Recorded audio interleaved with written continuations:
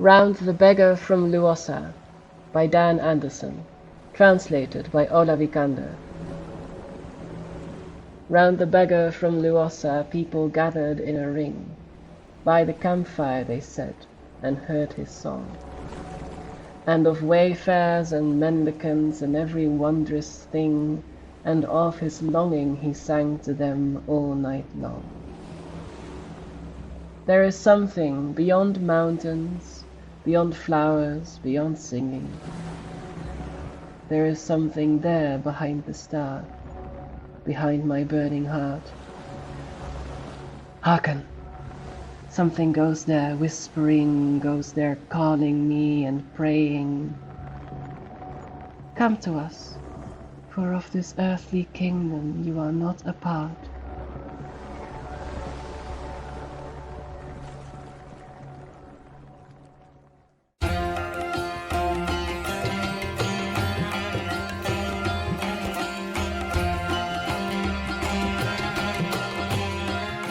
Uduasha City, where the sun is a mirror and the moon a shadow, where dancers cavort in forbidden operas, making love to forgetting and flame, where the wealthy play at war with silver swords and silken sashes, where the people mine the dead heart of a burning star for cannonballs and pipework, and where 1,000 secrets hide in a forest of paper and ink.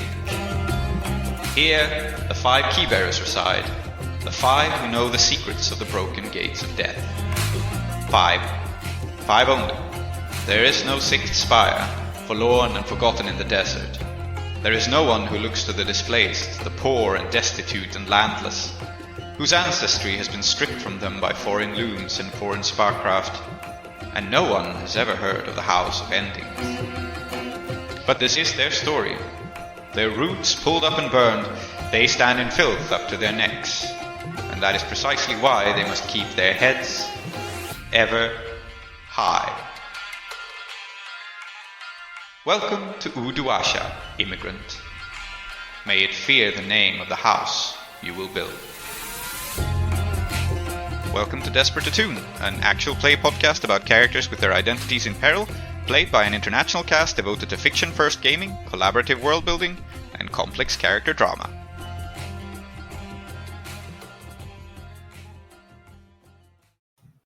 Welcome back to Desperate Attune, everyone.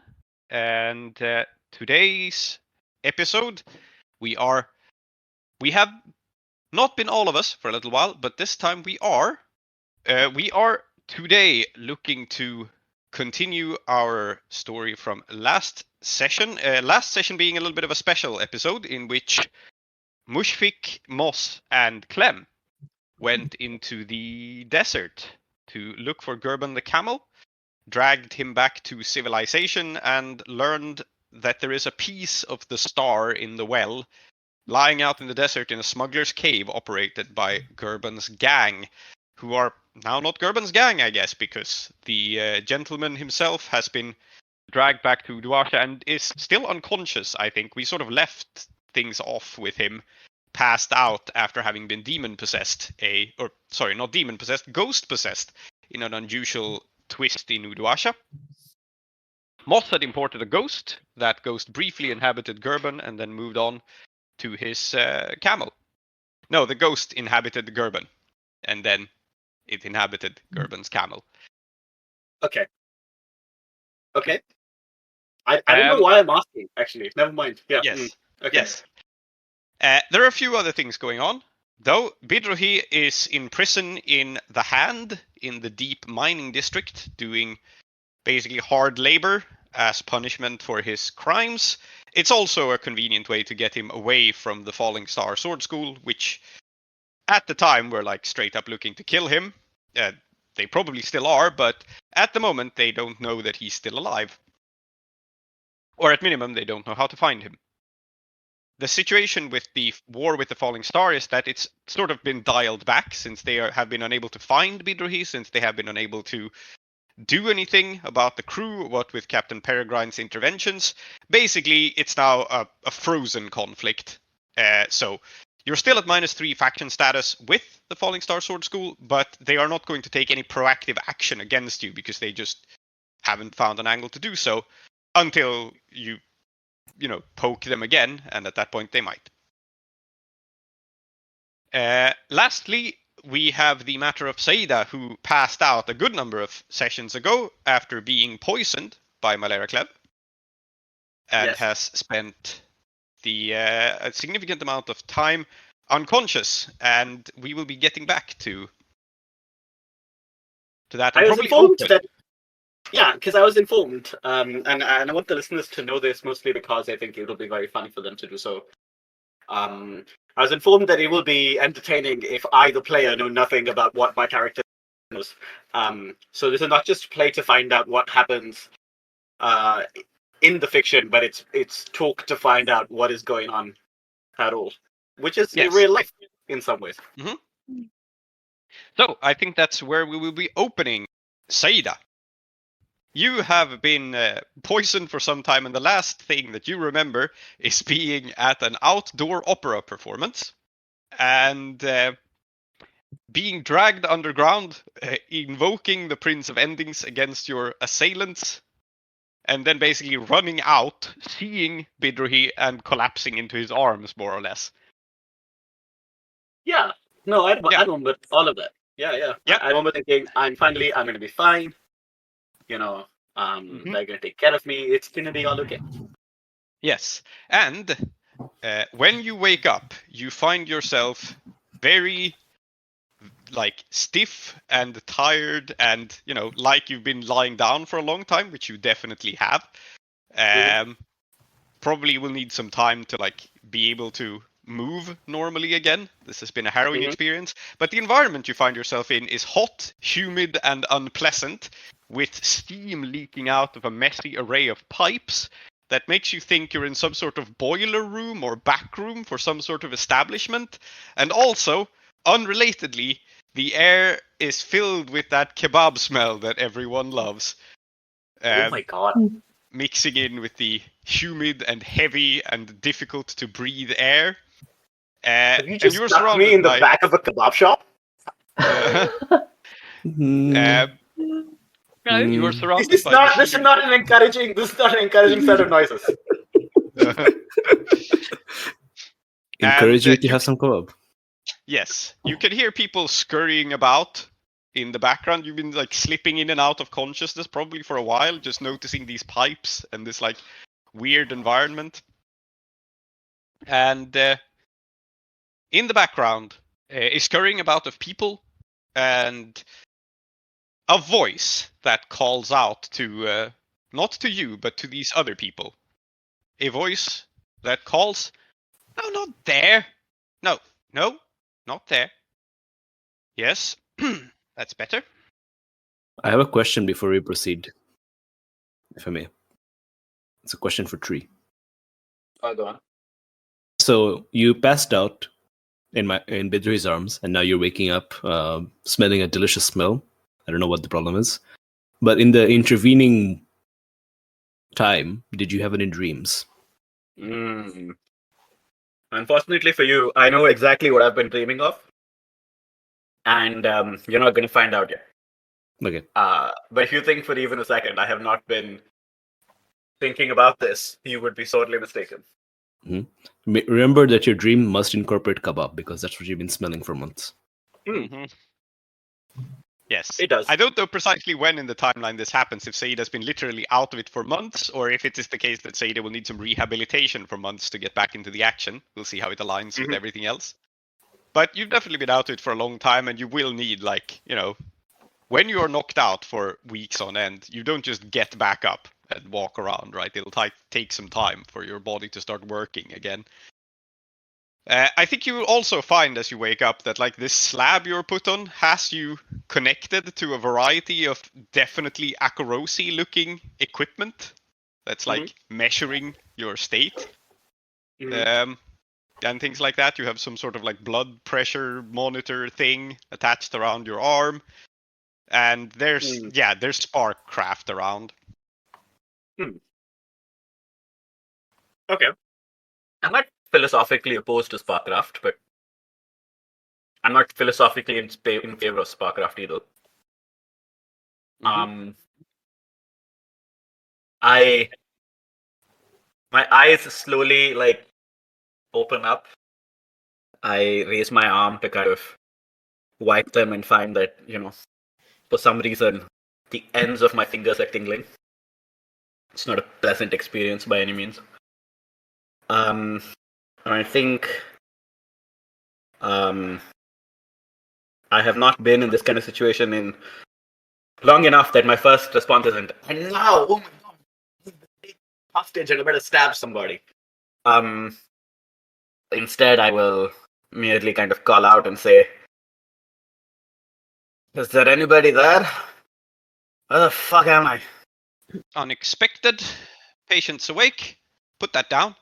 A person comes before you, and I think Salty, do you want to describe the vibe of this person? Because it's your friend. My best friend, yeah, sure, why not? Oh, your So- best friend, huh? Okay. in so much as Clem has best friends, yeah. Very, very tall, very lanky. It's that classic anime guy with the glasses, I think, as he kind of comes over to examine you, pushes them up, the light sparks off of them, blonde hair kind of a little bit limp and plastered to the forehead because it's so humid. Kind of doesn't even bother saying anything to you, just gets back to examining. Yeah, and he had, I think, an artificial arm, was it? Leg, Leg, yes. I believe, yeah. Yeah, he has some very clearly visible war injuries and prosthetics, and looks you over, having called some apprentice to put that down. You don't see the apprentice, whatever happened to them, and he looks at you, and then he consults his pocket watch, which is one of those pocket watches you see briefly that has a little separate tracker for days of the week. And he taps it and says, well, you're a little ahead of schedule, but I think that's all right. How many fingers am I holding up? Yes, good, he says without bothering to check for an answer, just waves fingers in your face. I can respect that energy. And that he puts the pocket watch back and says, you're very lucky to be alive. Let's just say that much. I apologize about the heat. I have been complaining. The heat? Is that the reason it smells of kebab? Oh, no, that's entirely unrelated. We're underneath a particular establishment. They enjoy their kebab and their hot bath. Oh my fucking god. Is this really where you brought me? It took you this long? No! I just was in denial. Yeah. Okay. What in my life? Okay. I mean, Saeeda doesn't know any of this. So I think they will just say, kebab and who brought me here? I was with Bidrohi. I was with the rising moon. Ah, yes, that would be my good friend Clementine, and also a very rude boy who kept poking you despite my best insistence.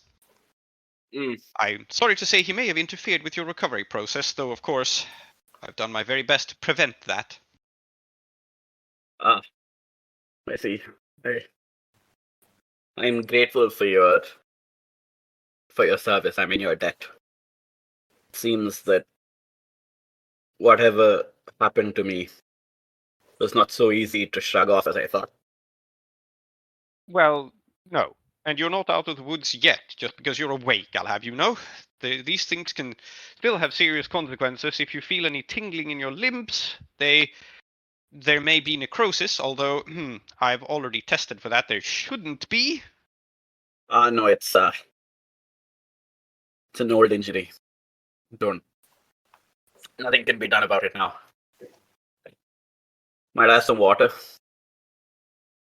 Yes, yes, of course. I'm afraid it will have to be rather warm, he says, and he heads off to one of the many pipes that connect to this other establishment. And I think it becomes clear to you when you're looking around that whatever this place is, it must be like secret. This is obviously not Yes. a place meant for people to live or operate in.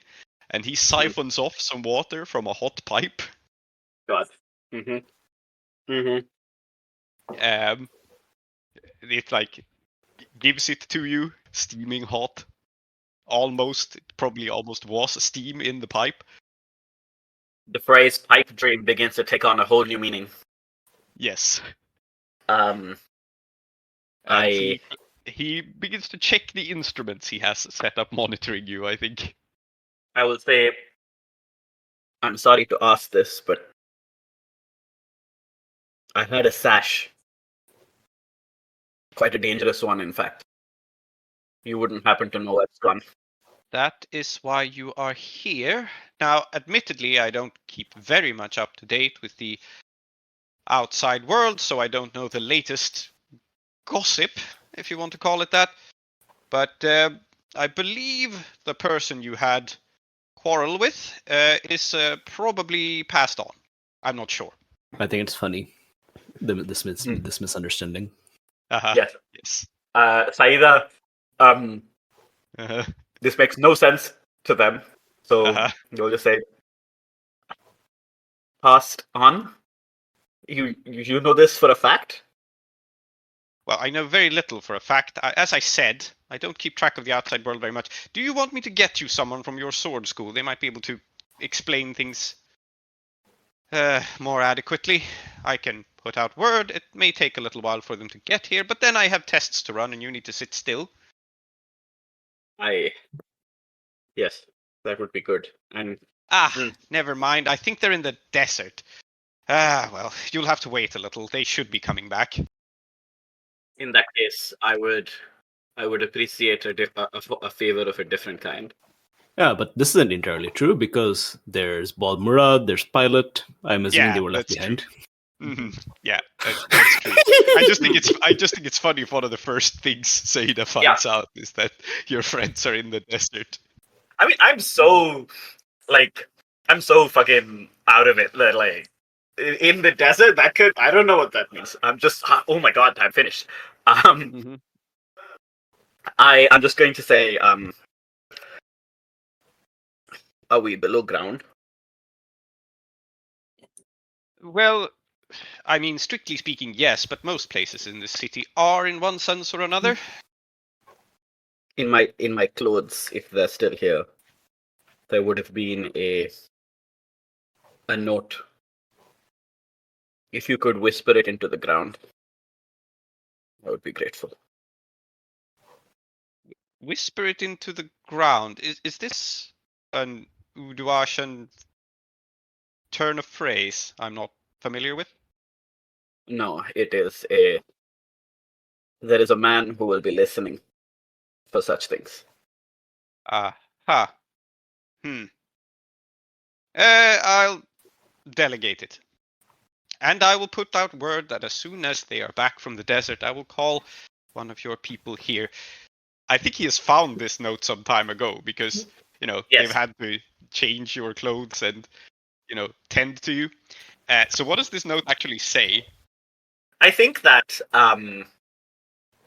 my friend Shahryar, who is one of the oldest and most powerful sorcerers in the house Ankayat, has given me some kind of failsafe, right? Like, what if I was trapped? What if I couldn't get away? Whatever, right? And this isn't exactly the use for which he gave it to me, but it seems like if my friends are not available, and I'm not super sure that I can trust this man, then maybe I should call on the help of someone who I can trust. Even if, we're at war with the Red Sashes. I have planned for you to meet the crew again shortly, but I do like the idea of calling Shahryar into this situation, so why not? So, okay, he will whisper this into the ground, and I guess Shahryar Ankayat, which is just your fishing buddy, right? Yep. Yep. Yep. You know so many sorcerers, it's hard to keep them apart. But yes, this is the old man, the fisherman. Yep. I think he will show up. after some time, he will be like let in by. I guess your host never introduced himself, but you would learn his name at some point. It's Aaron, and he is very obviously Akarosi, if his technology wasn't wasn't describing it enough. And there is an odd interaction between him and Shariar, I think, who I'm imagining Shariar as the sort of person, though, even though he is nobility and like very rich and a powerful sorcerer, just doesn't dress it at all, right? Yeah. I don't think we've seen this from him. So he just looks He's like rich enough a to look normal. poor. What? Yeah, exactly. He's rich enough to look poor. Yeah. So he just kind of shows up. The Mark Zuckerberg approach. Yes, correct. Yes. And comes in his like slightly ruffled, but like it's one of those situations, I think, where his clothes are tailored to fit him quite perfectly, so they look very nice, but they're like very, very out of fashion. I think that's the vibe he's dressed in. Like he still dresses like he did when he was young. I mean, he still thinks he's young, so yeah. Who's to stop him, really? Yeah. So this man comes in, looks to you as you're being like given solid food for the first time in a while, and so on. In fact, let's say that you're eating when he steps inside, having been shown in. Yeah. And he says, I forget how he talks now. We have seen him on screen, but only briefly. He's kind of a calm guy, so. Definitely weird, but not in a way that like you could tell from how he speaks. Yeah. So he steps in and says, Saeeda, lovely to see you again. I'm sorry to hear you haven't been well. He looks around the area trying to figure out what sort of hospital precisely this is, because I think Aaron introduced it to him as a hospital, even though it looks nothing like it. But yeah. I will just say I was stabbed, I think, in a pretty bad way. I think if I had my wits about me, I would have made sure not to be separated from them, but I'm not as young as I was. I think I heard about this, an incident at a performance. I wasn't sure it was you. It's difficult to confirm these things sometimes, but I thought it might be. Especially when, well, after that whole dreadful affair where you couldn't show up fishing anymore. And it's telling, I think, that he isn't completely sure you got stabbed. He didn't bother to confirm that, but he did confirm that you got kicked out of the Ruby Jetty. Yes. Correct. Yeah. And and I think like I do kind of like laugh because this is what I missed about him, really. And I'll just say I'm sorry to impose on you, but. And then I'm going to look up at Aaron, who I'm sure has taken great care of me. I'm sure he's a very upright, normal man who just lives underground next to some pipes. And I will say, I may need to recuperate somewhere that is a bit more suited to my temperament. Oh, absolutely not. Clementine asked me to keep you here, and frankly, most of the other physicers in this city don't know what they're doing, and especially not with a poison like this. I'm sorry about the lack of comfort. Oh, there's another reason, of course. This place is secret, technically. He says, looking over at the guest who showed up unbidden. I mean, like, he came with a bodyguard, because I'm pretty sure all of House Ankaya, like, mage sorcerers have, like, a badass with them, just in case. Yeah. We have established that he has a bodyguard that he does his best to ignore all the time. Yes, correct. Yeah. Yeah. So, and I think I will just say, I appreciate your forbearance, but I have an injury that is not quite physical. And I'm afraid that if the sash has passed on, then you may be in much more danger than. How does a demon even die anyway? And I'm asking Sharia this because now, Yes. first of all, let's be real, I've been out of it for a long time, so like my information security, already patchy, has fallen to shit. But also B, what the fuck? Yes. So, remind me here, who took care of Saeeda's sash? Where is that, actually? I'm asking the other players, because Yes, good. we didn't actually detail it, but we should detail it now. I don't think it was narrated. The most obvious person to hand it to would be Tomas. Yeah, probably. Yes. Like, I think we took... Boss wasn't there at the scene where Saeeda was injured, so I think afterwards I went back and gave it to Moss. Yeah. And Moss has presumably kept it in your shared home? Or... Yeah, this makes sense. Don't take the sash with the demon of the desert wind into the desert. That's bad. No. Even if like you avoided doing that by accident, well, you know, the Prince of Ending smiles down upon us all. Yeah. Now we know that out of character. I don't think either Aaron nor Shariar would have any way of knowing this, though. No, they would not. Yeah.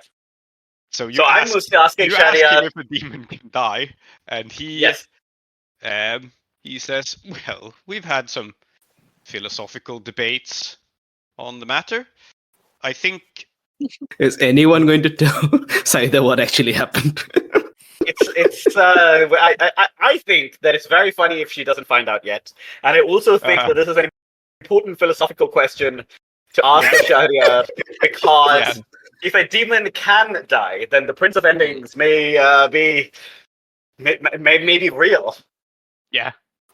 So he ponders and he says, well, it's an interesting philosophical debate. I think what's certainly true is a demon can change so much that what it was is practically dead. And that might be good enough. And in fact, you might argue that can apply to a person too. The song you taught me, I used a part of it to bind that demon to my sash. And if that demon is dead, then I think I may be in grave danger. Oh yes, that would be bad. That would be bad, yes, indeed.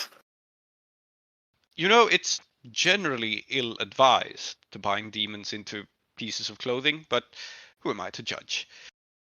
Well, I'll escort you out of here then, he says with a look towards Aaron. And Aaron, because I think I'm hoping that like the fact that this man and I, who he appeared because this Aaron's intern whispered something into the ground.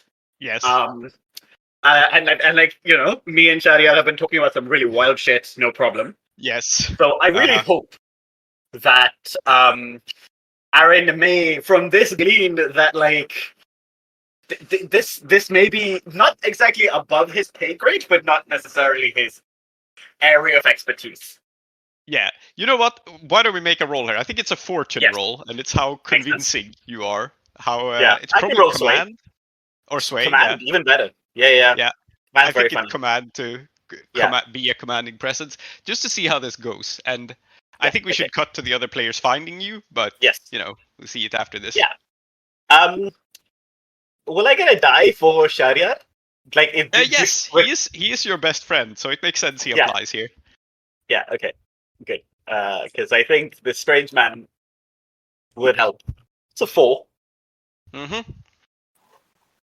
So, I think Aaron says, well, I will need to know how to contact you because, well, frankly, Clementine entrusted this care to you, and if you're leaving, well, then I can't care for you. Unless I come along. I'm going to look at Sharia, upon whose grace my entire existence depends, and leave it up to him. Shahryar is not going to prevent anyone from coming along. Yeah, He doesn't exactly. give a shit. So That's what I figured. Yeah, So I think Aaron is just following you around now. It's great, and fantastic. not only is he following you around, he's gonna keep this like blood monitor attached to your arm, Oh my god. and Okay, like great. with a connector to it, with like a tube to it, gonna keep reading your values, since he has pretty sophisticated stuff here. So this is not just reading your pulse, right? This is electroplasmic, studying your life essence, kind of. Yep. And So he there's gonna be like a cable attached to your arm, attached to a big box that Aaron is carrying around to read your vitals from. yeah, and I think the fact is also that like he is going to be reading some severely strange vitals. Yes. On account of, well, I there's been a whole demon thing going on. You know, there's just so much happening. Yes.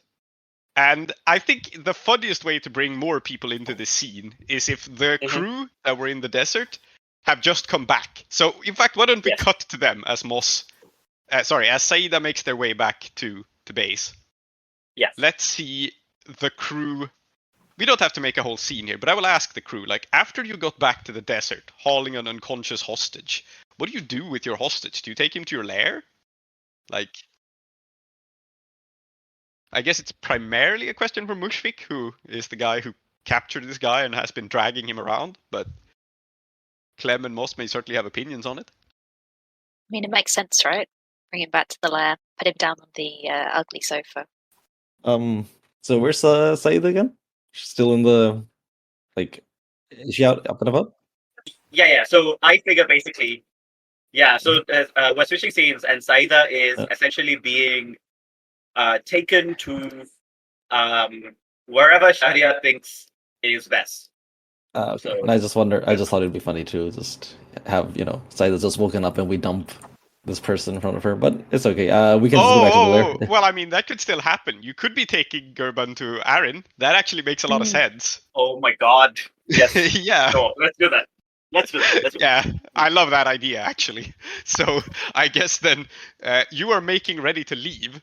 I mean, this takes a little while, right? Because you have to get like your other stuff that wasn't kept at the house, and Aaron needs to unplug you from some devices and whatever. And as this is happening, his doorbell rings again, and as he's rearranging everything with Shahryar and his bodyguard waiting patiently, and then Aaron's apprentice opens the door and sees Mushfik, Clem, and Moss, and looks a little perplexed. I'm just being an old auntie, so I'm like I have not noticed them. I think I'm being so I'm taking things out of me. Shahryar is just watching this in like faint amusement, but not I think helping. So yeah, I have no idea. Yeah, and Aaron, seeing you at the door, goes,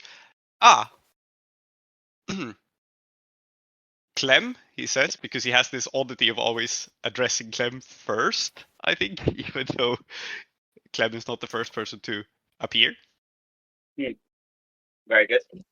I think Clem is a little bit lost in whatever they've been seeing. Because of course they have this weird fucking mind link with a horrific beast now.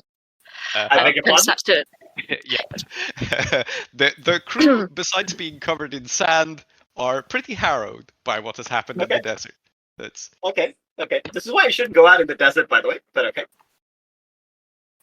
No, this was the resolution of a long-term project. This is the desired end goal. Yes. This is the desired end goal. Okay. I mean, me, person who has bound a demon to a sash, has no feet to stand on, which is good because I am incapable of standing. But wow. Yeah. Anyway, Aaron says, you may as well come inside. Is the slab available? As a matter of fact, it is in the process of being vacated. He said, pushing up his glasses. Well, that means your friend, whose life I saved, is waking up. And then he realizes, I think, and he goes, but of course you have other, even more urgent matters. Well, do come in. What is a secret experimental medical station if not a revolving door anyway? He looks Good man. dejected as he waves you in. There's so many things going on there, so I'm so glad that I did not hear that. Occupied as I am with taking wires out of my palms. Mm-hmm. So, what comes in is Mushfik, Clem, Moss, and a very large unconscious man in like desert traveling garb, swathed in like clothes to protect the face and the hair and the thick gloves, all of that. I think you also stole one of his pack animals, if I don't misremember. So I'm sure we're not There's taking so the much pack going animals on at the time. into the underground hospital. no, I know. I don't think you have it with you. It's just I just realized this. But yeah, Okay. so I guess this guy's being carried in manually.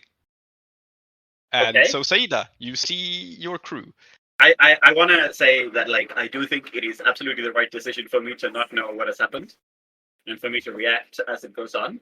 And if anything, I'm looking forward to not even knowing out of character until Saeeda finds out in character. Because Saeeda doesn't understand what this is the outcome of a long-term project even means. So if you tell Saeeda, oh man, I have a mind link with an ancient demon, they're not going to be like, but you filled an 8 o'clock to do it! So, that's going to be good. How long was this clock, by the way, that you filled in order to do it? It was 8 o'clock. It was an 8 Yes, o'clock. indeed. Actually. Yeah, it did have big 8 o'clock energy. I would like. Okay, I'm looking at your sheet now, and it says, track down some horrific Deadlands pet, Heart. Yes, the heart is very important, actually. I feel like Saeeda's I'm the psycho in this crew energy is really being threatened, and I need to get back on my horrific Deadlands pet horse, so I can reclaim my throne. So Aaron has been perplexed to see the crew at the door, and then the crew drag in this like man swaddled in desert traveling clothes who is unconscious. Basically, his last time was just the slab has just been vacated. You'll be pleased to know. And showed you that Saeeda is awake and busily unplugging herself from his Sparkcraft medical equipment. And then for 2 minutes, Tree tried to understand Salty and failed. I see. And Gurban is he still possessed by the ghost? No, he was possessed by a ghost, but since Right. this is a very harrowing experience, I think it makes sense that he's still knocked out afterwards. Yeah. Well, yeah, exactly. So it makes sense to bring him here. Mm-hmm. Yep. Can we have what's his name, Aaron? Wake him up. Yeah, I think that makes sense. I just think the conversation with Saeeda should happen first. All right. Okay. But yes, Aaron and his apprentice will drag the guy towards the slab and wait for Saeeda to get up and like get off the slab. And this is the moment, I guess, where Saeeda, you see your crew looking dusty and bedraggled and tired. And I do have a question for Clem here. So you have the ghost pet ability now, correct? Yes. Yeah. And so it is established that sometimes ghost pets in Blades can like turn invisible and disappear and stuff. How do you feel about your new friend in this regard? Is it the kind of like it disappears entirely thing, or does it take some less horrifying fucked up appearance, or like how do you get this into the city, how? I think it's probably less fucked up because I don't have ghost form yet for it, so it can't turn invisible. I don't think can't do ghost field shit at the moment. So I think it just becomes less horrific. How does the Udu interact with it? Well, here's the thing: since Clem is now bound to it, it is somehow protected from the Udu. So I think the way this makes sense to me, I think, is that when you saw these things in the desert, they were huge, but I think they have the capacity to like shrink down somewhat, and so I think it's just covered itself in rags, like because you had all these desert-going clothes, so it can sort of disguise itself. It's a weird dragon bone thing. Yeah. Yeah, I guess so. Totally fine. My point is, it can sort of disguise itself as maybe a human if you don't look too closely. Covered in rags and clothes. So there's like a weird hulking, misshapen person-like thing. And I think, Saeeda, I mean, you have an eye for this thing. You can absolutely tell that that thing is not human at all. Yeah. I know what I'm gonna do. I look at it, and then it's still very weak. I turn to look at Shahryar, and I will say, "Did you bring this here? Is this one of your gifts? Is there some? Am I missing something?" Because the first thing that I would think is not, "Oh, my crew will do something with it." My first thing is, "Oh, that's the super powerful sorcerer who's my best friend. Surely he's the reason." I think you look at him and he goes slightly like pale and he looks very uncertain and afraid. And he says, "Okay. Oh, that is not my work." And he looks over at the thing, the like mass of rags and clothes, and he slightly inclines his head. And he says, "Teacher?" And he gives the slight nod of a man who respects someone who is a teacher in a profession, but is, if he were a younger man, he would be throwing himself to doing a deep bow kind of thing. He has enough status not to do that, but he does not apparently have enough status not to show respect. That's the weird thing in rags. Yes. Yeah. Sometimes it's really unfortunate that this is not a video podcast, because you didn't just see me literally lose all of my shit. I'm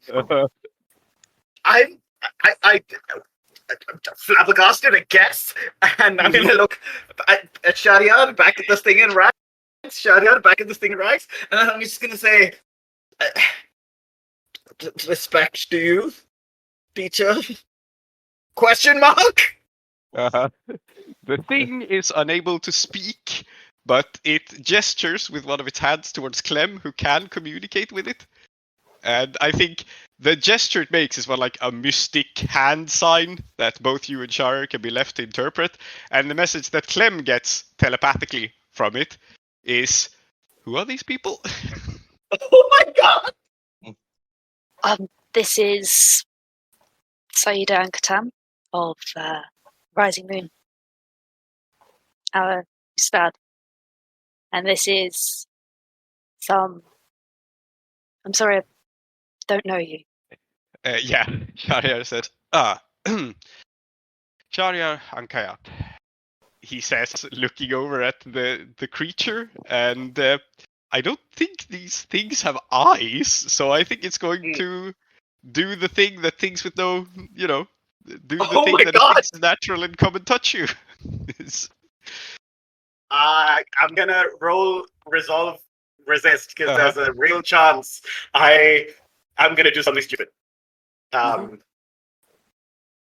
Rolled a 4. And as this happens to me, I think with the 4, what's gonna happen is that sometimes you just feel deep nausea when you encounter something that you know is not good. And with the 4, we're just gonna be able to say this is because I'm really fucked up, and not because a weird hand thing just came on thing. Yeah. But nevertheless, I'm gonna noisily throw up. Whatever the nice rice was that I just ate was. Yeah. So I think we established, as you tamed this thing, that the creatures, they have mostly wings and arms and mouths, and they don't have very many other discernible features. I think that's... Mostly wings and arms and mouths? Yes. This is... So, as it approaches, this is the sense of its anatomy you get. It has big bat wings that occupy the bulk of its body, and then it has altogether too many arms, and there are, on some of its palms, there are lamprey mouths. That is genuinely my reaction, and also the noise that Saeeda makes as they throw. Yes. So, like I said, I think when it folds its wings together and covers itself in a cloak, it can reasonably pass for a human. But that's about it. Great. I'm glad it can reasonably pass for a human occasionally. Isn't that nice for it? And I will just say, after I finish, I'll say, I thank the teacher for its beneficence. Yeah. Because what the fuck else am I gonna say? Apparently even Aadiyat is scared of this thing. Yeah, he is. And I think Shahryar at this point will turn to Clem since he realizes that Clem is like the interpreter. And he will say, I think, did you have an encounter in Ypres by any chance? No. No, we didn't. Oh, I see. That's interesting. He says, and it takes him a moment to compose himself. Oh, I love that's interesting. That's interesting is such a normal thing to say. Okay. Yeah. Mm. Well, Clem narrows their eyes and it's just like, what do you mean by encounter in Ypres then? Oh, my apologies, I didn't introduce myself. Clementine. Pleasure. It's going to offer a hand. Yeah, he will greet you in a like too formal manner more than he usually does, I think, but he will take your hand. He will shake it, and then he will look over at the thing and back to you and say, well, I spend a lot of time in the reservoir around the old city. I have occasionally had a chance for run-ins, although it's really only in Ypres or around the well, and I'm certain this individual is not from around the well, although there is someone quite like them there. Somebody mentioned Ypres last session. I'm not sure I remember. It was, in fact, the Clem's new friend that mentioned Ypres Oh, having yes. memories of it. Right. So, yeah, and it is the old city, maybe. So, Yes. I think maybe is doing a lot of work in that sentence. yes, But yes. Anyway, Shahryar straightens up a little bit and he says, well, there was still the matter of your sash, he says to Saeeda to bring the conversation back. yes, to where we started, yes. And I will say, the sash. If the demon inside has transformed so utterly that it is no longer what it was, I do not know whether it will seek me again in its new guise. And if it does, I do not know I have the strength to bind it again. Not in this state. There was a demon in that sash? Of course, there was a demon in that sash, Moss. How could Where you did not you put tell? the sash, Moss? Under my bed. I would have liked to know about the demon. I thought the demon had passed on. That's what this man told me. Like, Moss wasn't there for this, so I don't think she has context. So if I'm missing context, then that's diegetic. Yeah. Yes. No, like Aaron basically, when I said, "Oh, what happened to the sash I had?"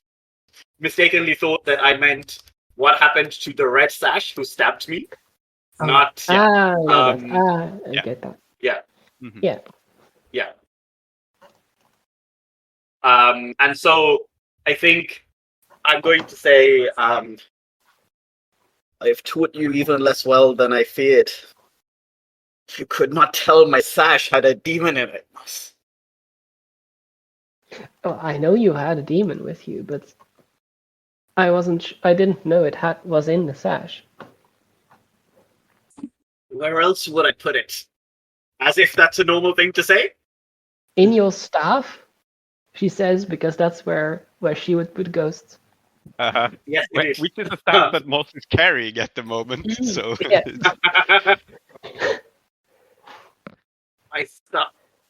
I'm a swordsman. Or in your sword. Yes. My sash is my...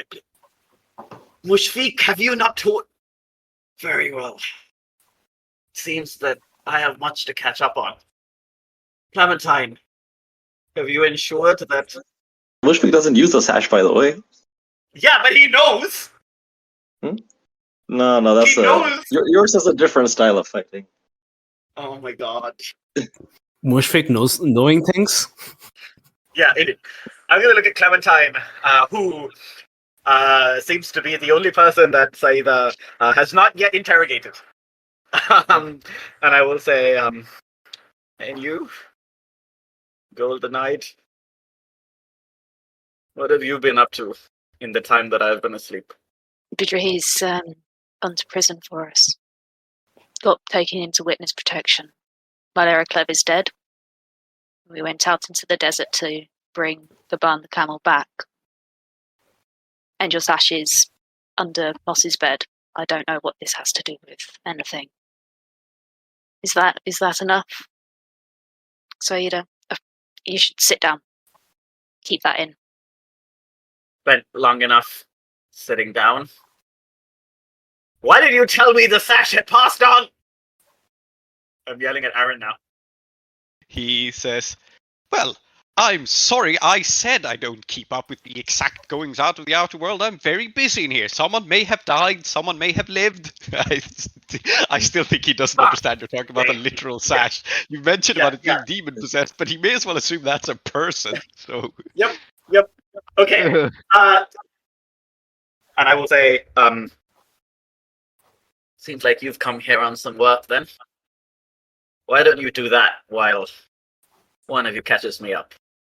Mushfiq, you seem like the one least likely to be useful to this man. Why don't you tell me? And this is absolutely an insult. Yeah, so I think you see Mushfiq like kind of think like, wait, is that what I think it meant? Like, never mind. Like, he's just come back from the desert. Like, it's whatever. It's too early or too late in whatever time of day it is for this kind of thing.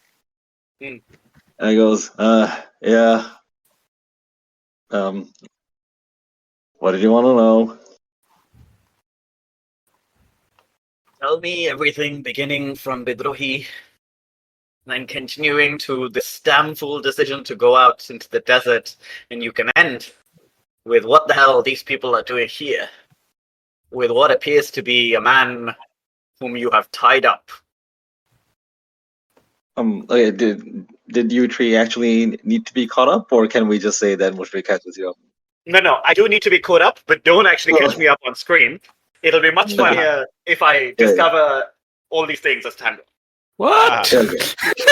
So then let's just say Mushfiq just goes, well, it all started with, and then it just fades to black, and then we go, and then we come back to going, and then we went hang gliding, and then fades to black again.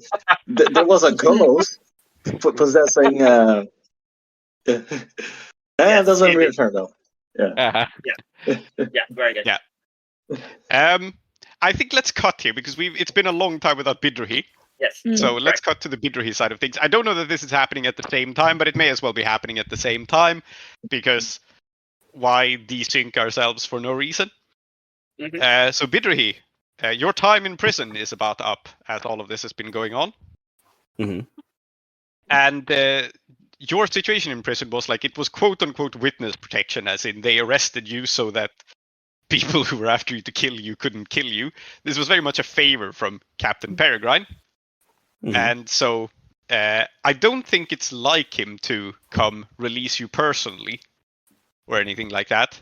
I think you're just be informed at one point that your service is up. And like, again, this is not modern prisons, right? It's entirely possible to just be forgotten down here sometimes. It's poorly organized, to say the least. But eventually, some guy comes in and announces your fake name. And it's one of the... Let's say, actually, that it is one of the RKO miners, because they have some collaboration with the prison system. Like, the RKO miners have employed your services before. That's how you stayed in contact with Mona. Right. I think it's probably one of her colleagues that comes to see you. and calls out your fake name, which I've already forgotten, but it echoes through the cave as you're sitting down, taking a break in work. Did we establish that I had a fake name? I mean, like, did we say what it was? I think we did, but I forgot it already, so it doesn't matter anymore. It just made sense to arrest you under a fake name. Yeah. Okay. Very good. Yeah. I think I kind of like slope up to him and I say, yes, Jura sir. Is there anything that needs to be drilled or blown up or like cleared or like poked with the drill? I said drill twice, didn't I? I really like drilling. No, it's he digs around in his pocket. He goes, Oh, digging I can also do.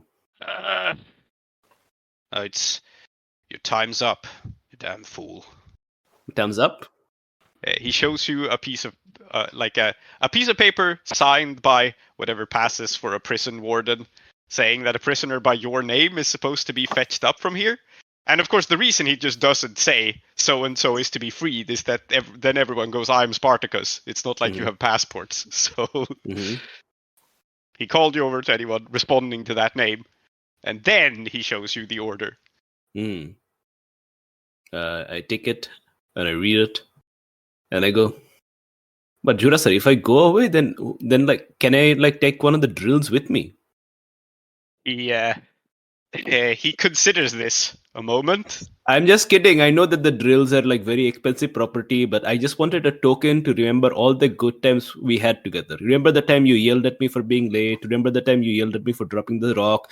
Remember the time that you yelled at me for like not tucking in my shirt properly. Remember the time you drilled at me for like not wearing a shirt. That was like, this is good times. No. And then he goes like, look, you want to stay, you can stay. You want to go? This may be your only shot at it. Sir, freedom is an incredible gift to make our own choices, and I will choose to remember you fondly. And I will give him a bow. And I think I'll just look around and I just say, can I say goodbye to all my friends? Or will that make them jealous?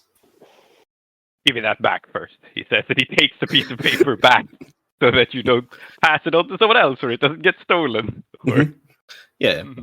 Then I have some tearful goodbyes where I hug Bath Time, Night Terror, Ripon the Ripper, and Zudsut Mohitul goodbye. And I tell them, brothers, sisters, siblings, I will come back for all of you. Okay?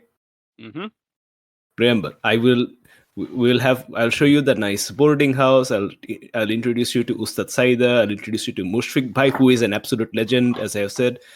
Sibling Clem, my sister Moss, my little sister. You will have tea at... What was the tea maker's name? Mofis Bhai. You will have Mofis Bhai's tea, and we shall all be brothers and siblings and sisters outside once more. Okay? This is my promise. As here, as inside, so outside. Yeah, most of them look at you, tired and worn.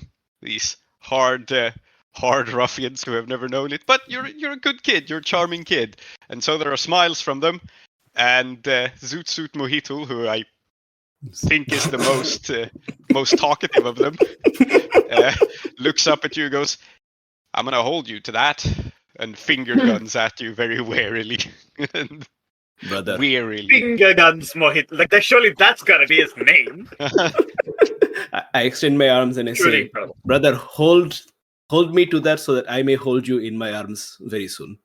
And I will leave. Oh my god. Yeah.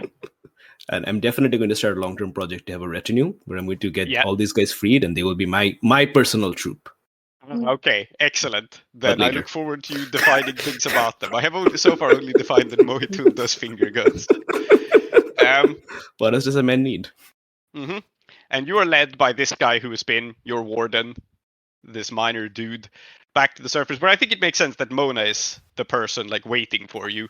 And it's a little bit discreet because since she's been smuggling things to you in and out, it doesn't make sense for her to, be in charge of you.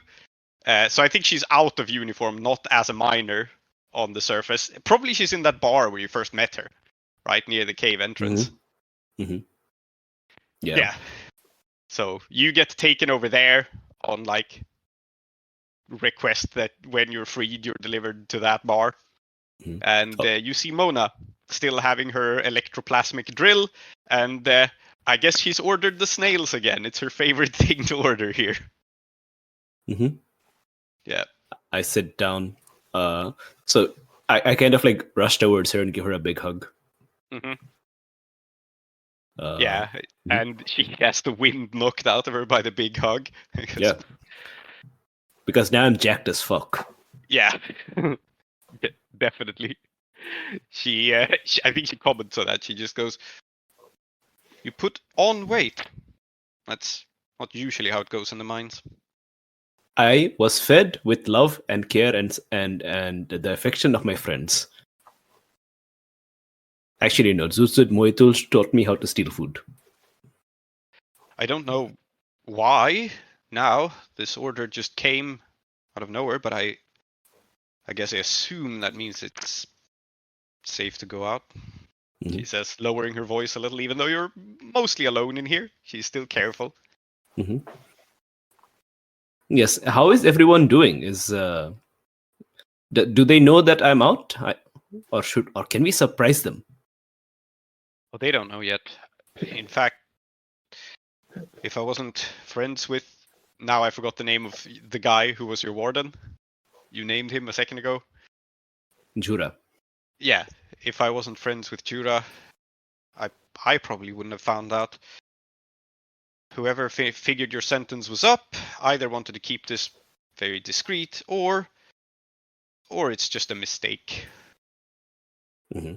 Well, we never look a gift goat in the mouth because they're liable to bite you. But if they don't know that I am out, then this is an incredible opportunity to surprise everyone. Can we take a little bit of a long route back home? Will you allow this? Is it okay? I don't want to put you out. Yeah, I think she has really warmed up to you over time, right? She always liked you. So she smiles genuinely and she says, Bidruhi, you've been in prison for weeks, if not months. You know, whatever you want to do, let's just do it, okay? Very good. Okay, so first gift is for you. Here's a cool rock I found. I give her a cool rock. Yes. So finding cool rocks in these mines could be like some weird trippy artifact, but since you've been working under the supervision of the archaeo miners, they would have probably identified anything dangerous. So it's literally just a cool rock. Yeah, like it's very aesthetically pleasing and of no value to the people who. I mean, I'm not like stealing anything that I was supposed to be mining. Yeah, Mm-hmm. yeah, exactly. Mm-hmm. It's a cool rock in her favorite color, which I don't know what that would be, but that is what it is. Uh-huh. And I say, okay. Also, there's a question for you, Prince. Uh-huh. Did I get any, like normally when you're discharged from prison, like at least in the modern system, they give you back your stuff, including your money. What did I get given back? Do I have any money on me? Well, what's your stash situation and coin? I have like one lifestyle level. I have one coin. The lifestyle level is the stuff you literally have stashed, so that's back at your place. Yeah. So I think reasonably, given how corrupt this system is, I think anything you had on you at the time of the arrest, they just stole. Okay. But you can still have your coin. I'm not gonna the game doesn't say that you lose your coin upon arrest. So I think probably Mona. What makes sense, I think, is that Mona safe kept it for you. Probably Mona and her crew confiscated it at the time of you being thrown in prison, and then she was just persuaded the others to give it to her. So yeah, I mean, I could also leave it with my mom. I think the reason I'm asking is since I was not given back my money by the prison people, I'd just ask Mona to spot me a little bit of cash while I go buy gifts for everyone. Yep, that makes sense. First gift that I buy with Mona's money is snails for Mushfik Bhai. Mm-hmm. Snails. That's food. Mm-hmm. It is food. Is you Mushfik like food? Particularly a fan of Saroshi cuisine? Okay, I get it. Sure, okay, fine. No snails for you then. Then I'm going to go to Sharbat Das's Sharbat shop and get some Sharbat. Lovely. There we go. That's better. There we Yes. Uh-huh. Yes. We're going to go to Sharbat Das's place. We're going to get some Sharbat. Hopefully, Sharbat Das doesn't realize that I'm that I'm a member of the gang that he is not at war with. But were we at war with them? No, we aren't at war with them. With the Flatbread Uncles, no. Yeah. They don't love you, but they also don't hate you. Yeah. This guy leads them. But I'm just going to pop in real quick for some Sharbat.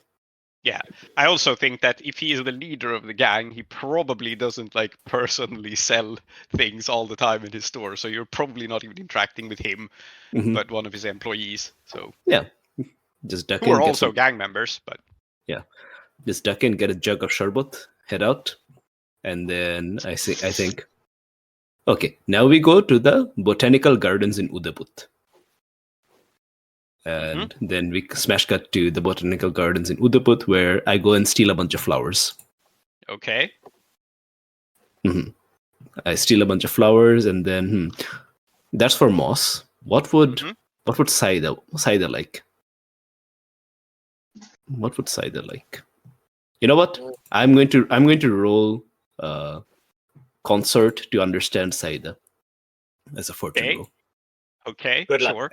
Yeah. And Tree, you can tell me if I say. Okay, so Tree, what do I get that I think would be great for Saeeda, but which she will not enjoy at all? Oh, I know. You try and get me some like pickled prawns because you remember that we're from Catharis and seafood's so nice, but you don't get me the right kind, and it's terrible. Yeah, these are like factory potted. These are like factory packaged prawns from Dustful. It's really terrible. It's I'm gonna judge you, which I wish I didn't have to. But such I'm afraid is the way. Look at these. These are like bugs, Mona. How can Saeeda Auntie be enjoying the bugs? But I don't know. She's still not recovered, right? Yep. Indeed, prawns, cockroaches of the sea. Anyway. Yeah, and then finally for Clem, whom I don't know very well at all.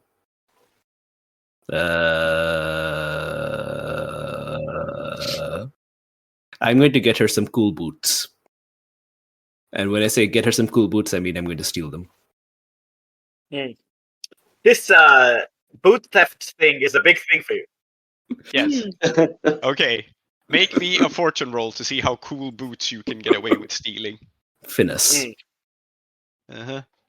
Or, before you roll. Okay, no, you rolled. It's fine.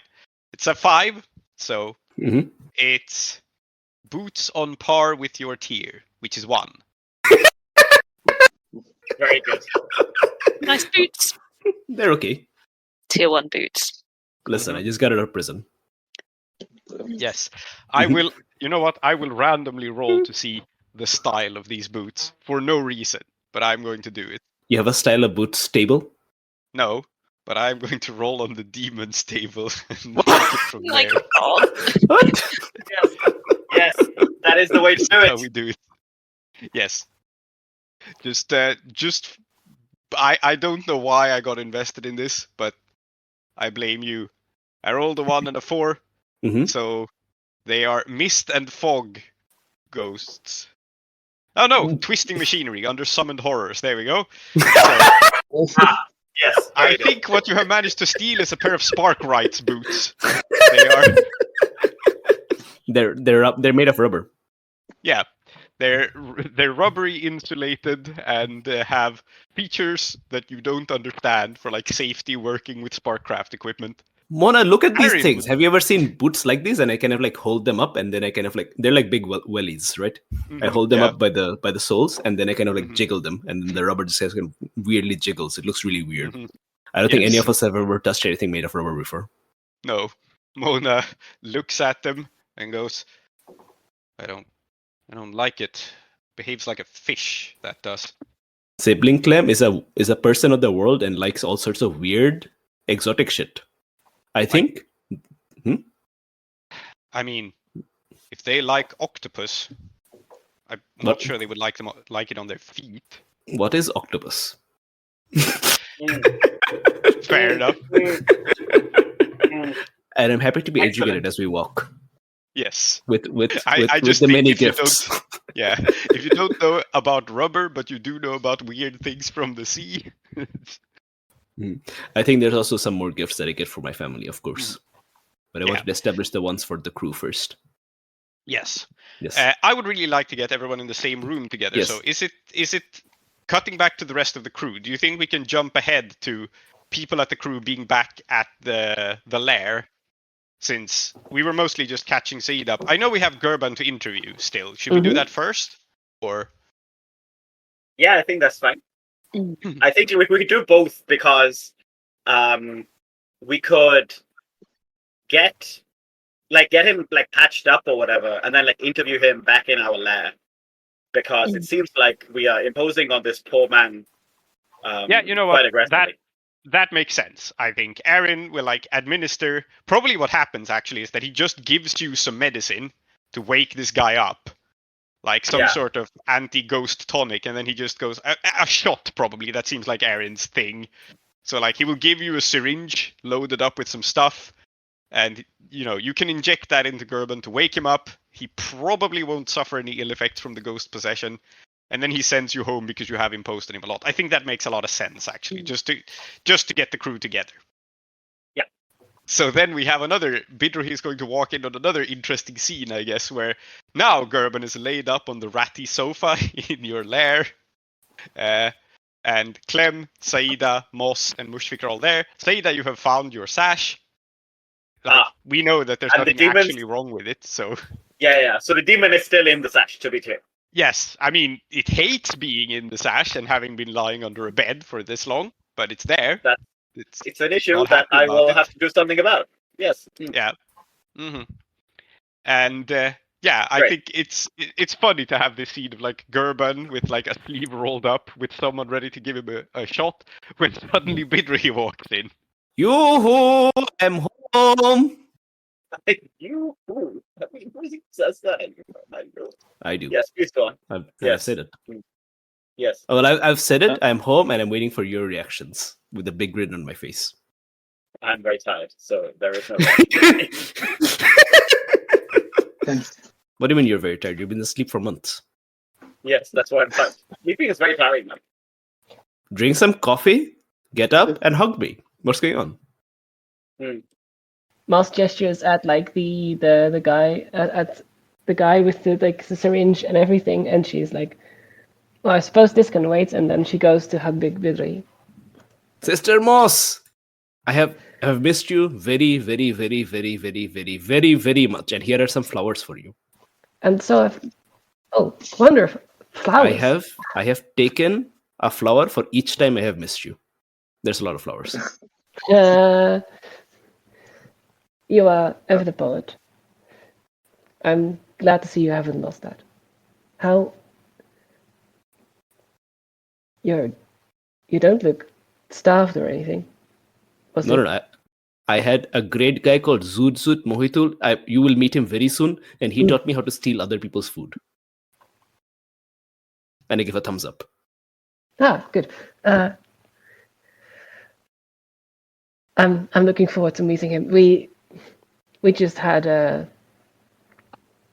we're interrogating a guy. Want to join? Oh, who is this? I mean, I have gifts for everyone. Mushfik Bhai, sibling Clem, and oh my god, oh, and then I kind of like put everything aside, and then I rush to Saeeda, and I kind of like, what would be an appropriate gesture of respect? Like, does like falling down and kind of like touching the feet? Is that a thing? Tree? Yeah. I mean, I think it's a lot. I think so. Yeah. Yeah. I'm going to go over there and I just say, Ustad, you're up. I didn't have the opportunity to do this, and then I kind of like reach for my sword to kind of go to it. Then I realize I'm not wearing my sword. Hold on. And then he kind of like just grabs a random sword from the wall and it's like, okay, yes, please, accept me formally as your apprentice, please. I have offering for you. And then I kind of like put the pickled prawns at your feet as well. So this is a tin of prawns. So Yes. I think it's not like these are glass jars. So it's a metal container with a very badly painted impression of a prawn on it. It's a smiling prawn. Yes. And also, this man has just got me his ustad, something that I didn't know I was. You know what? It's a smiley face, but like the eyes are like two prawns like curled up tight, and the smile is like a long prawn. Okay. Yes. That's normal. Yeah, really quite bad. I'm not gonna lie. Okay, cool, fine, normal. As I said, I will look at the prawns and I look back at Bidrohi and say, "Did you put on weight in jail?" Yes, thank you for noticing. I'm like pretty jacked right now. But that's not important, Ustad Said.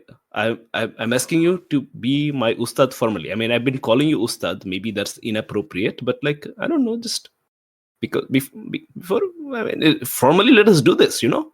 I think it's been a long time coming. I killed my Lala Crave, by the way. One thing at a time. You truly wish to be my student, knowing that it will entail even more work and even less pleasure than it does now. Okay, I wasn't aware of that because that seems like a really big ask that it can be like more work and less pleasure. But I mean, indeed. And you know, he's giving a smile. Yeah. And I think she will just say, if this is your wish, then I will be honored to have such a brave student. Especially one who has apparently already murdered the woman responsible for my current state. Tell me, did she put up a decent fight?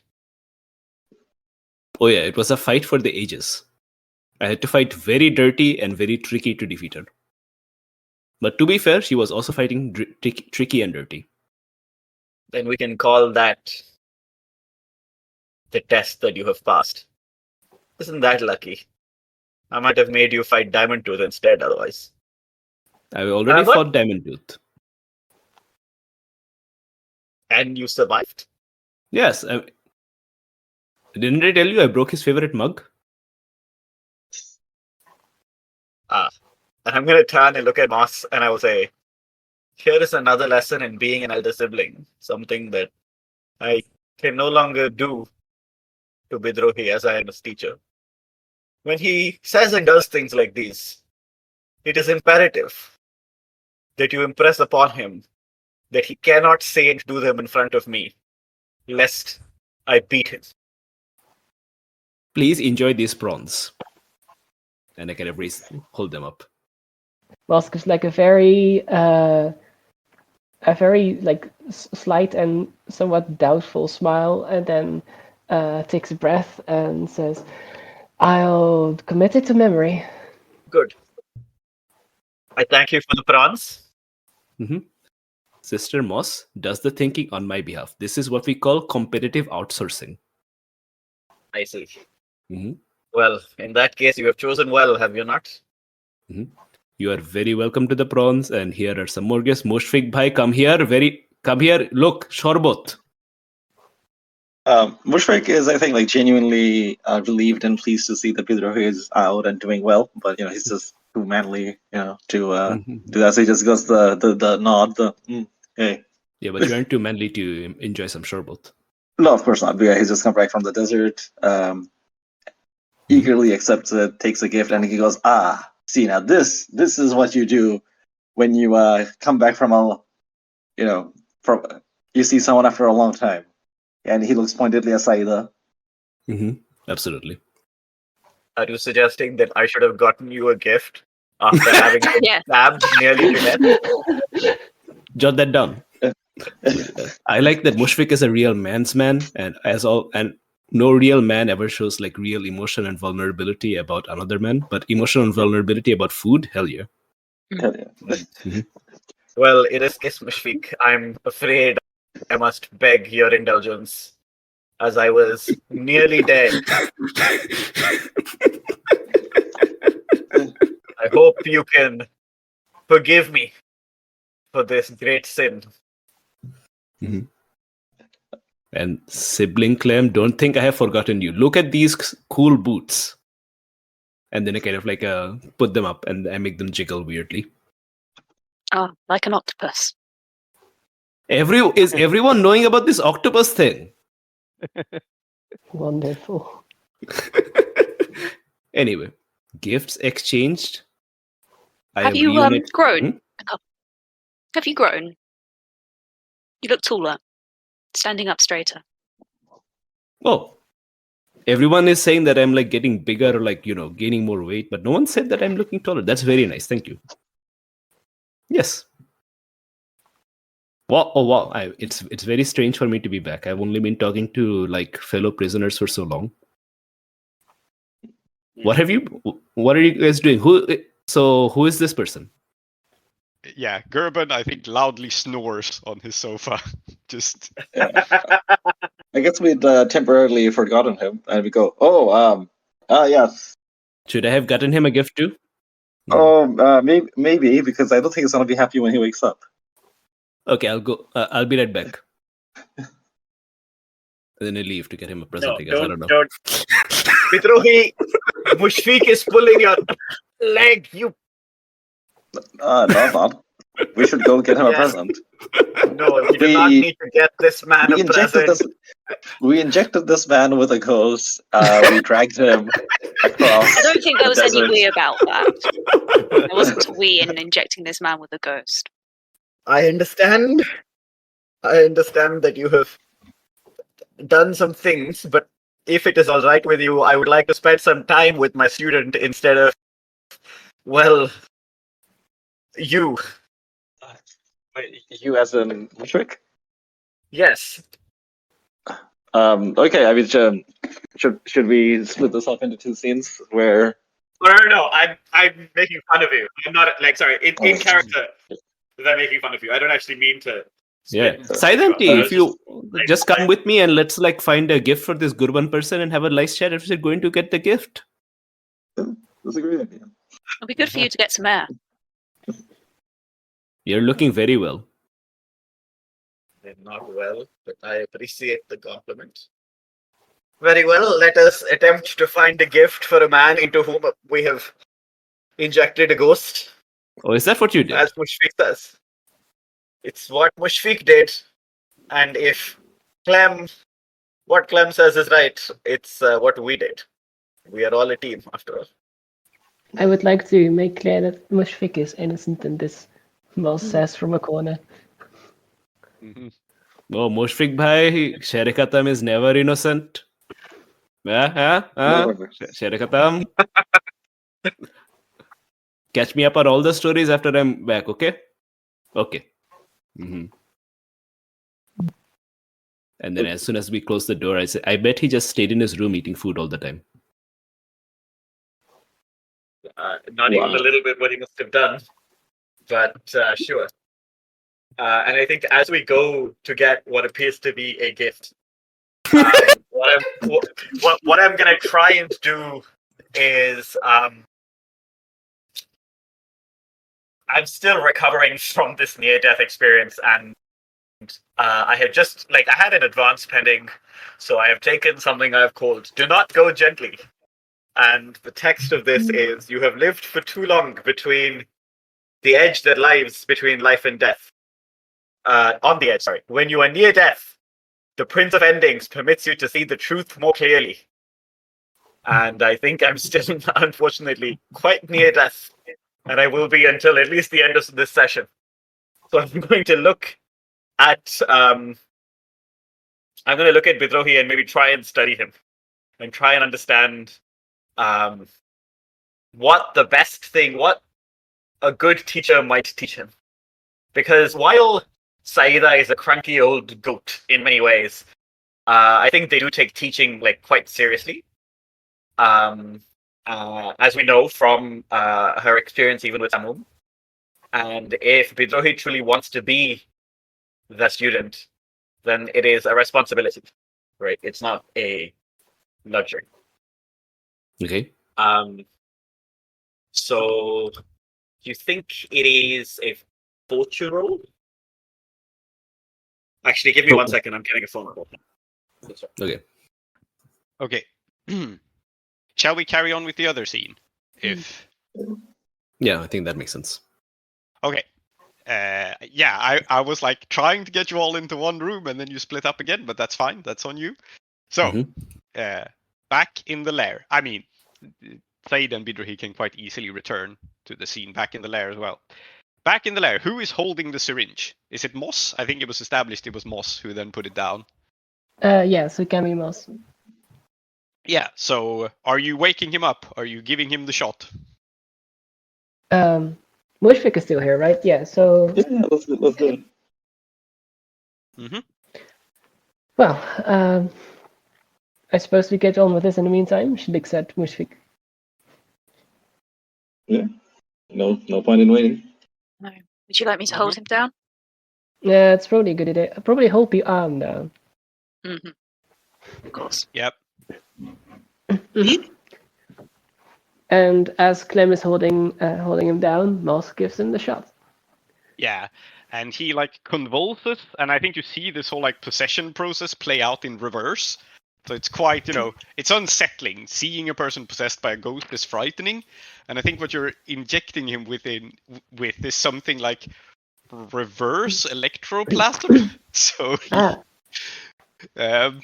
he convulses violently, and his eyes open and blink, and for a moment it's clear he can't see. He just stares at nothing, and then his voice slowly comes back, but he is still, I think, quite weak and unwell, and he goes, Nirix, where the hell did you go? Is sent into the black. But no, no, damn you! Wait. He breathes heavily and he's very clearly confused, and he blinks some tears out of his eyes even, and goes, I've never known someone so well, so intimately. You're lucky because we're about to get to know each other very well. Gurban, now is it? Take him into the private room. Yeah. Yeah, and who the hell are you? Because he's never seen you before. He didn't even see you before he passed out. Yeah. Mushfik, he only saw Moss. So, and Mushfik just goes, it just says, Mushfik, student of Ustad Shahed. I believe you know him? Shahed. Ah, yeah. Yeah. I know him. The name rings a bell. I think Mushfik offers a bit of the short vote that got for him. Goes, your voice sounding a bit rough there, buddy. Thank you. He drinks, and he looks still thoroughly confused by everything. He's been through the ringer after all, but after he drinks, he says, "So, what about him?" Well, very simple. Where is he? Well, I don't know exactly where. I don't keep track of my customers, considering I delivered him into the hands of the fire speakers. And they're a secretive bunch. But I can give you the name of the contact. Sure. And I think he has nothing particular against this. Like, he's wily enough to know that he's been caught, right? He's figuring out that he needs to cooperate. But also, the fire speakers are bad news. We have not seen them before, have we? The hammer, the guy we met briefly during the duel was fire speaker, and then also the guy to do with the tree. So I think Clem kind of narrows their eyes at that and looks over at Moss. Do you want to ask him a bit about that then?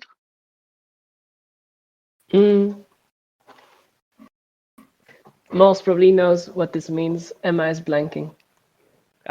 The fire speakers were the Uduashan supremacist faction. Oh, The yes. people you ran into, and you killed one of them. Because he was about to find out about the tree. Yeah.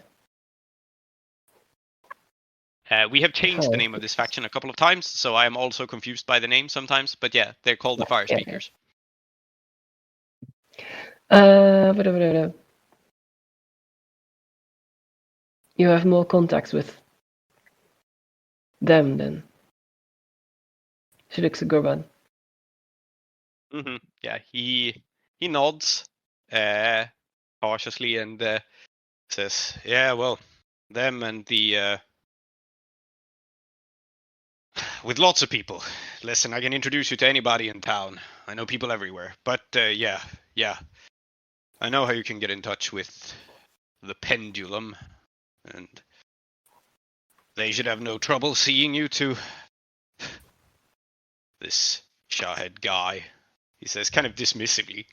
It's clear that none of these people mean very much to him. Brought him into the city, right? I did, yeah. He was alone. He was caught up in a lot of bad stuff. He needed to get away, and he needed friends. So, as a professional matchmaker, I introduced him to some.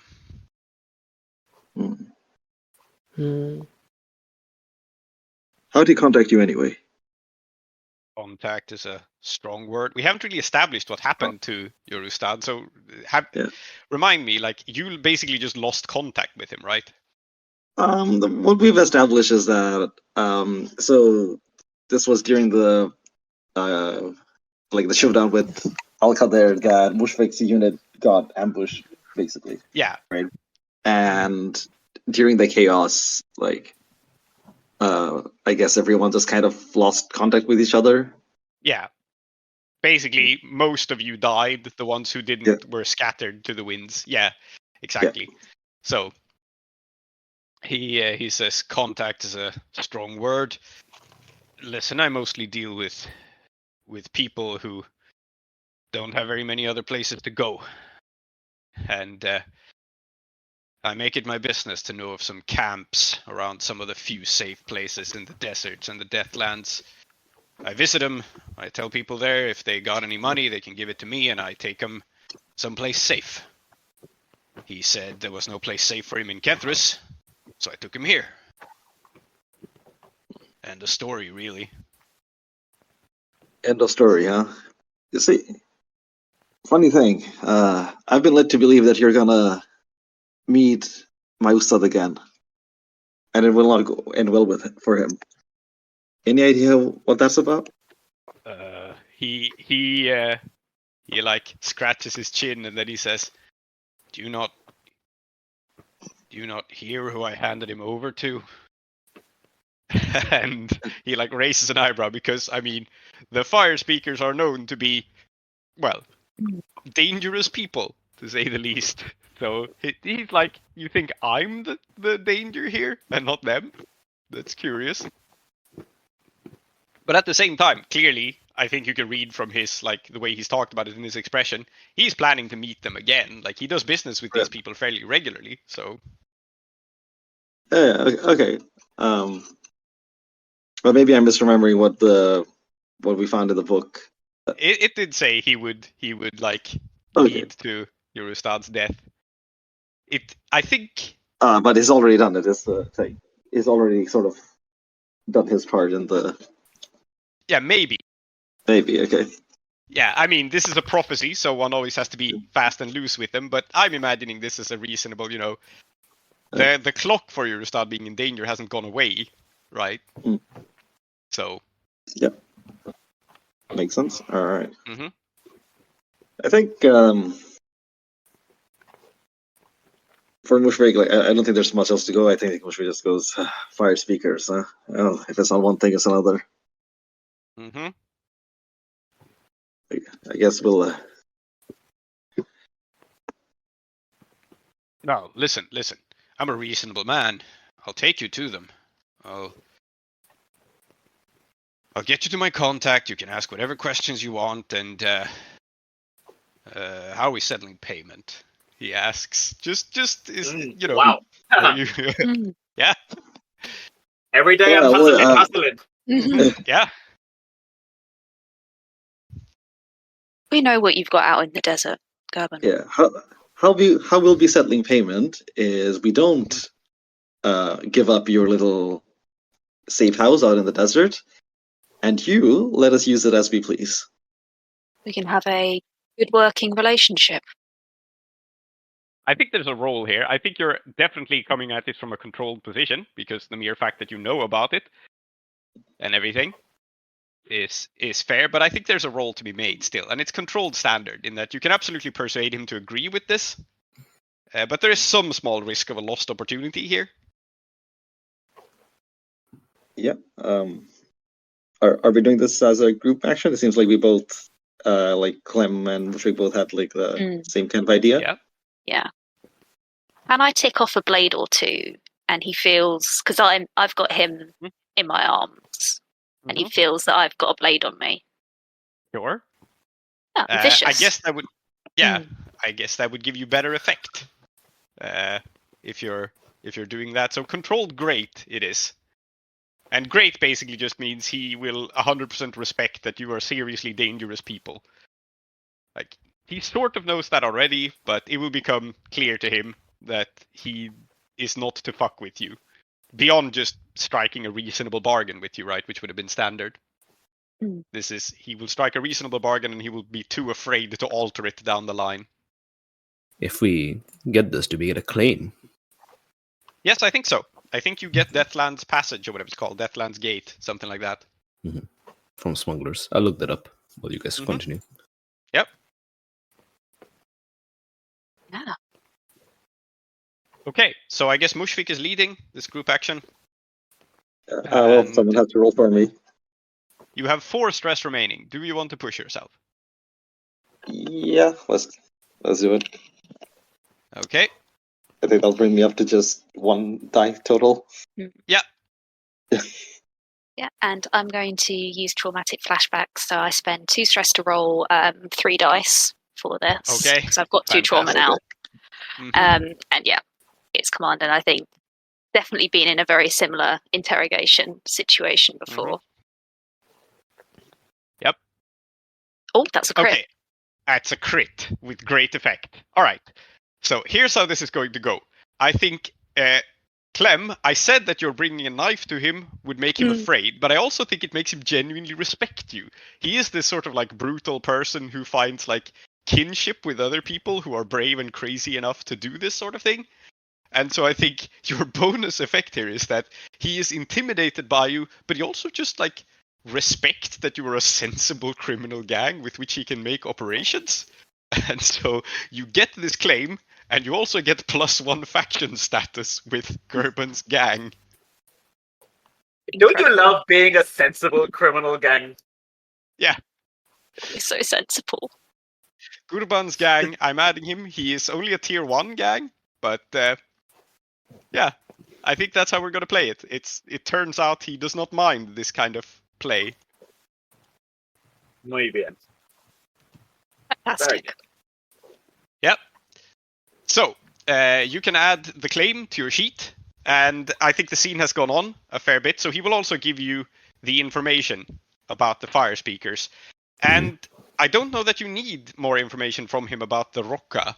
Moss got most of that out of Nyrix last session. But I do think, and I would like to pivot the session to focus a bit on Moss's dealings with the Rocca, so I'm just flagging that. Because I do think it's important that we wrap up Moss's storyline. However, just to briefly summarize what you get from Gurban in this scene is you get his claim, you get relationships with his gang, provided you let him go, but I think you have little reason not to. He basically, again, gets convinced that you are powerful people with whom it's beneficial for him to be friends. And you also get his information about the pendulum, his contact among the fire speakers who have Ustad Shahed. And exactly what becomes of this storyline, we will play to find out. But yeah, I think that's that. All right. Here close the doors to the house of endings. Those who dwell within are Zoheb, called Klow, Aadiyat, called Soap, Soumithri, called Tree, Salty, and Emma. I have been Prince, your host. Our city of Uduasha is based on Blades in the Dark by John Harper and Evil Hat Productions, with special thanks to Johnstone Metzger. Follow us on Twitter or support us on kofi.com/desperateattune. If you want to engage further with us, we also have a Patreon at patreon.com/desperateattune, where you will get our newsletter, extra content, and updates from Uduasha.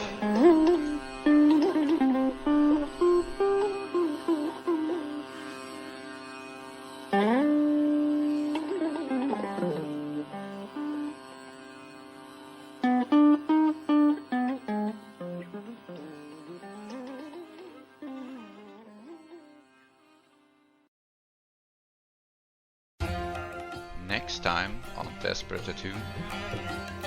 When we spoke in the desert, you said that you were looking for people who had to become lost. Did you mean that only in the sense that people did not know where they were anymore, or was there a different meaning to that? I mean it in the sense that some people thought they could make homes away from Ketris, away from Rocca. They thought they could bring home with them, like the trees.